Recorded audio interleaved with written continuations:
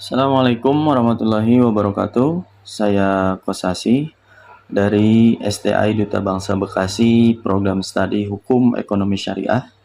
Pada kesempatan kali ini, saya akan sedikit mempresentasikan tentang mata kuliah Hukum Arbitrase dan Jaminan dengan tema kajian jenis-jenis arbitrase modern. Hukum arbitrase dan jaminan ini diampu oleh Ibu Octavia Depalusia Dwi Anggraini, SHI, ME, SY. Materi yang pertama, saya akan menjelaskan tentang pengertian arbitrase modern. Arbitrasi modern adalah metode penyelesaian sengketa di luar pengadilan yang mengadaptasi globalisasi, teknologi, dan kebutuhan bisnis. Arbitrase modern ini fokus kepada efisiensi, fleksibilitas, dan enforceability lintas negara. Ciri-ciri arbitrase modern, yang pertama cepat dan efisien, yang kedua fleksibel dan adaptif, yang ketiga rahasia, konfidensial, yang terakhir penggunaan teknologi. Materi selanjutnya saya akan menjelaskan tentang jenis-jenis arbitrase modern. Yang pertama arbitrase institusional, yang kedua arbitrase ad hoc, dan yang ketiga arbitrase online. Arbitrase institusional atau arbitrase lembaga. Arbitrase ini dilakukan oleh lembaga atau badan arbitrase yang bersifat permanen. Lembaga arbitrase ini memiliki aturan dan prosedur arbitrase yang sudah ditetapkan sehingga arbitrase lebih terstruktur dan formal. Contoh lembaga arbitrase institusional di Indonesia adalah Badan Arbitrase Nasional Indonesia, BANI, Badan Arbitrase Syariah Nasional, Basyarnas, dan Badan Arbitrase Pasar Modal Indonesia atau BAPMI. Lembaga arbitrase internasional seperti ICC, International Court of Arbitration, juga termasuk dalam arbitrase institusional. Arbitrase institusional tetap berdiri dan beroperasi meskipun sengketa yang ditangani telah selesai. Selanjutnya, arbitrase jenis ad hoc atau arbitrase insidensil. Arbitrase ini dilakukan secara insidensil. Artinya, arbitrase ini dibentuk khusus untuk menyelesaikan sengketa tertentu dan keberadaannya berakhir setelah sengketa selesai. Tidak terikat pada lembaga arbitrase tertentu, para pihak bebas memilih arbiter dan prosedur arbitrase yang sesuai dengan kesepakatan mereka. Contohnya, arbitrase dalam penyelesaian sengketa perburuhan atau ganti rugi di tingkat masyarakat hukum adat.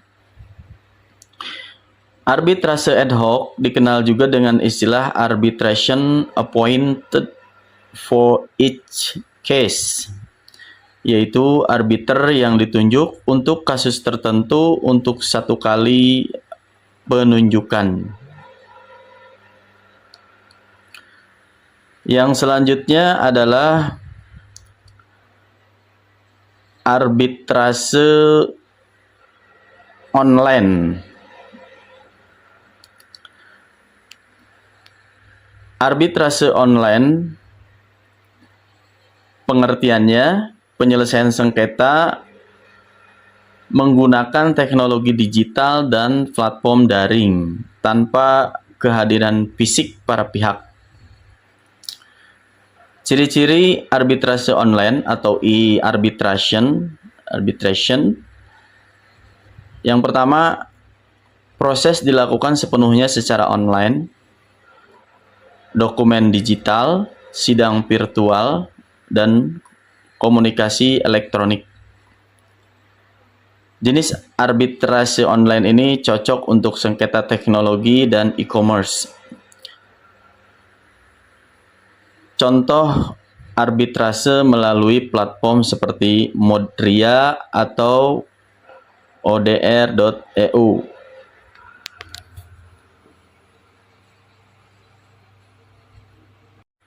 Selanjutnya di sini akan ditampilkan perbedaan antar jenis arbitrase.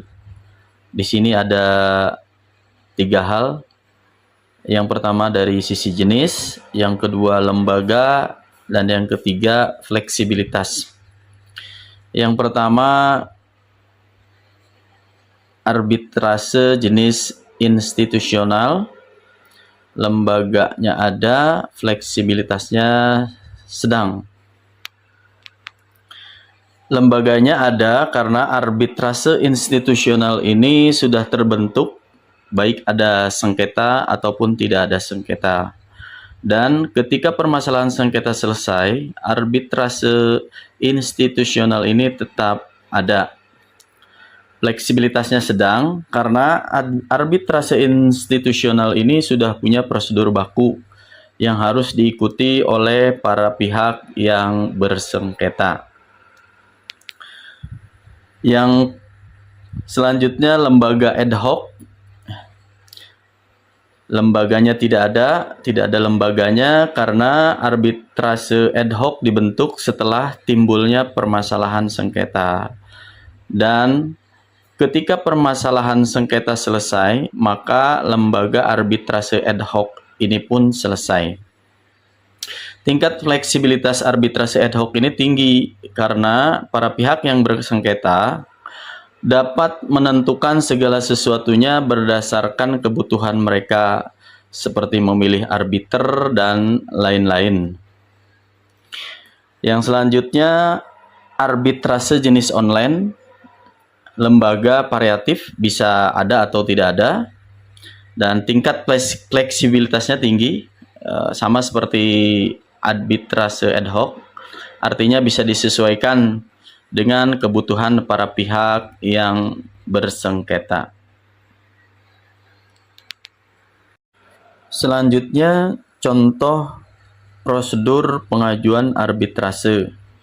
Yang pertama, kesepakatan arbitrase.